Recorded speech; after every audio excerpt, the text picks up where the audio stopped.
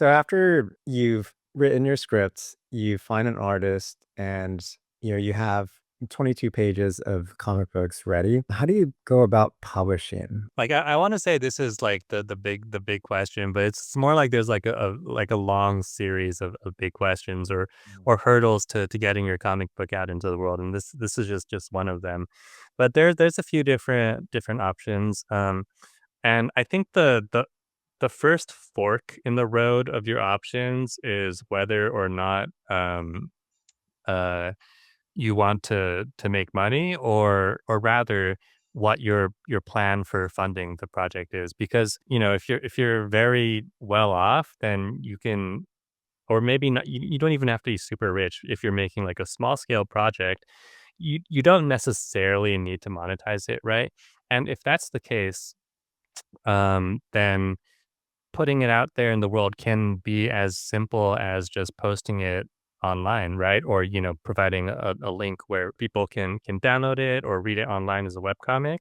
The floor for putting your comic out there is relatively low. It just depends on how much reach you want to have with the comic and whether or not you want to make some money, which is the hard part, I suppose. So in terms of publishing options, that's not just throwing it out there for free. You can crowdfund it on a platform like Kickstarter or GoFundMe, or there's a couple others, some even comic specific platforms, but Kickstarter is the most common one.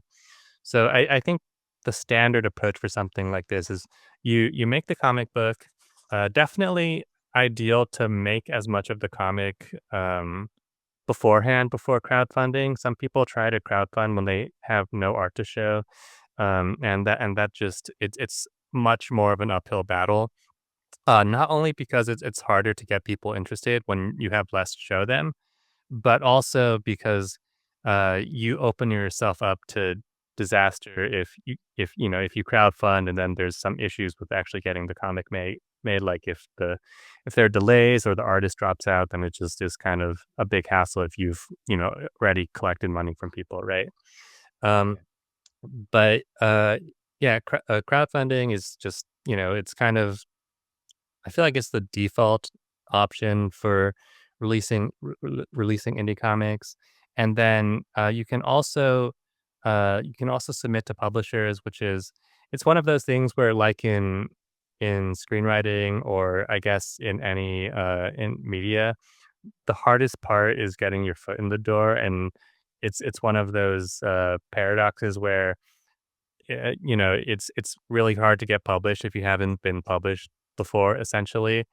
Um, so getting picked up by a publisher, if you've never made a comic book before, is very difficult, and that's why it's generally recommended that for your first project or for your first few projects, you just find a way to self-publish, and then after that, it might make more sense to start putting out some feelers to small publishers.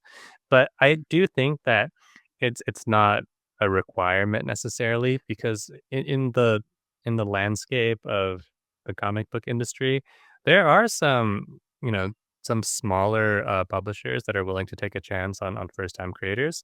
So y- it's possible to find a publisher, and you can there's various ways of just looking, like looking to find publishers. It can be hard to know of them if they're not huge names. I think that the easiest way is to look at other indie comics, which you should be doing anyway if you want to be part of the scene and you want to see what other creators are up to.